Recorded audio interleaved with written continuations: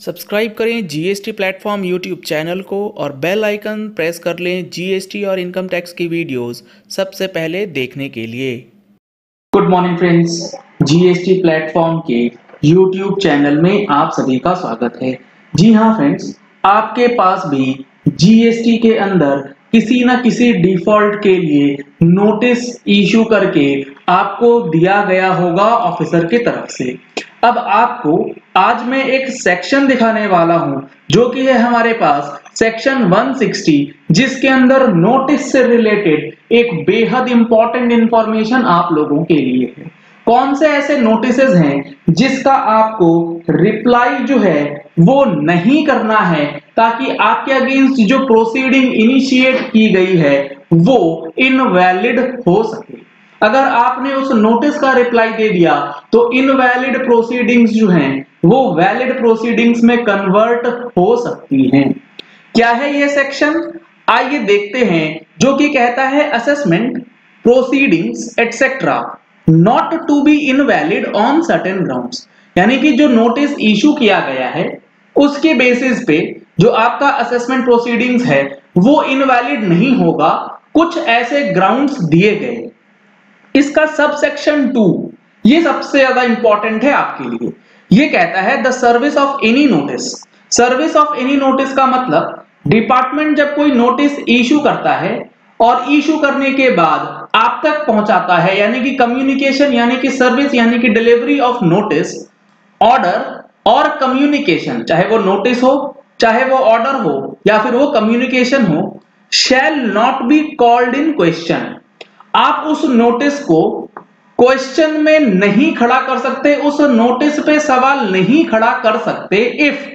The notice, order और communication as the case may be has already been acted upon by the person to whom it is issued. अब यहां पर समझिएगा क्या meaning यहां दिया गया है। लेट सपोज आपने अपनी जीएसटीआर 3B के अंदर कोई आईटीसी है,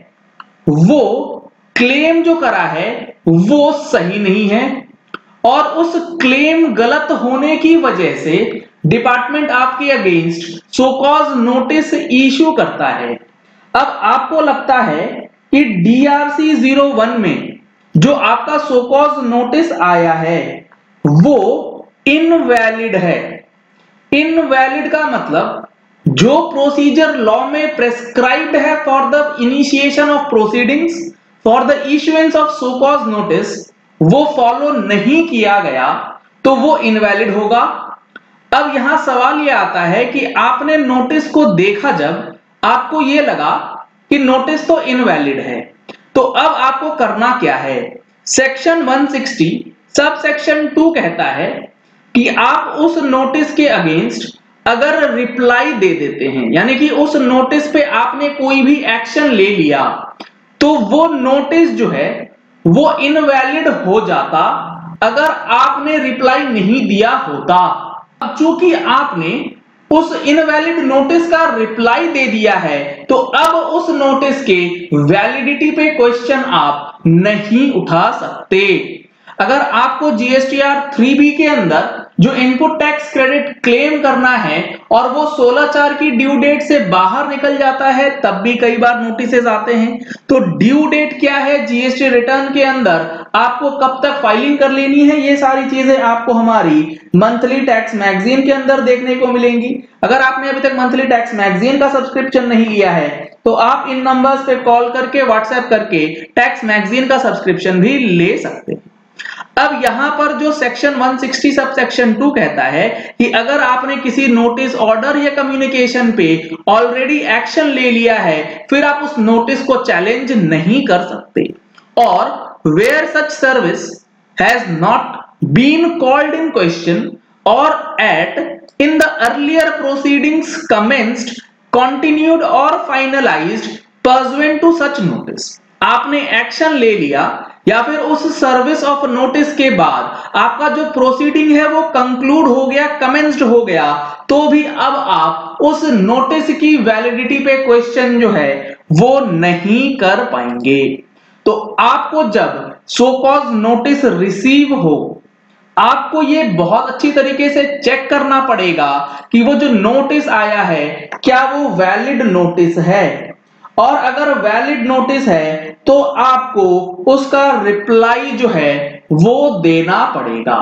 सर ऐसे तो अगर नोटिस का रिप्लाई नहीं देंगे तो डिपार्टमेंट ऑर्डर इशू कर देगा। मैं आपको बता दूं, अगर आपने लेट सपोज DRC 01 का रिप्लाई नहीं दिया क्योंकि वो इनवैलिड था,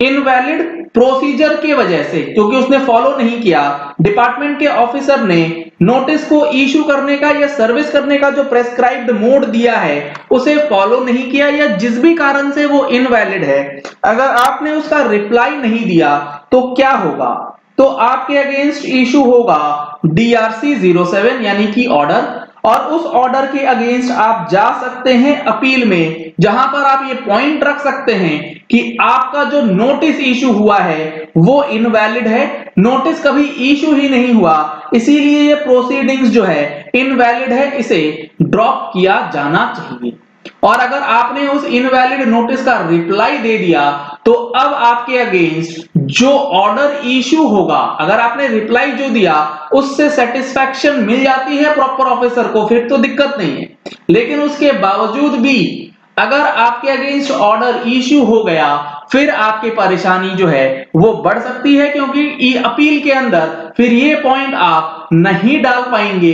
कि किस तरीके से आपके अगेंस्ट जो नोटिस इशू हुआ है वो इनवैलिड है। जीएसटी अपील किस तरीके से फाइल होती है वो अगर आपको सीखना है तो उसके लिए आप हमारा जीएसटी प्लेटफॉर्म का मोबाइल एप्लीकेशन डाउनलोड कर सकते हैं, जिसमें GST return filing, GST appeal filing से रिलेटेड क्लासेस जो हैं वो अवेलेबल करवा दी गई हैं। तो ये काफी इंपॉर्टेंट है क्योंकि सेक्शन 160 सब सेक्शन 2 जो है इनवैलिड नोटिस की बात कर रहा है। इसका सब सेक्शन 1 क्या कहता है वो देखिए,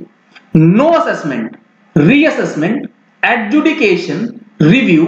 रिवीजन और अपील, रेक्टिफिकेशन, नोटिस, समन और other proceedings done, accepted, made, issued, initiated or purported to have been done, accepted, made, issued, initiated in any provisions of this act shall be invalid or deemed to be invalid merely by reasons of any mistake, defect or omission therein if such documents, जो उसके अंदर गलती हुई है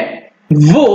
आपको easily rectify करके दिया जा सकता है अफसर के द्वारा, और वो as per the provisions of act, यानी कि किसी भी नोटिस असेसमेंट के लिए आप ये नहीं कह सकते ये चीज तो इनवैलिड है क्योंकि इसमें कुछ मिस्टेक्स है या डिफेक्ट्स है, क्योंकि यहां बिल्कुल क्लियरली लिख दिया गया है नो असेसमेंट और other proceedings shall be deemed to be invalid merely by reasons of mistake, defect और ओमिशन।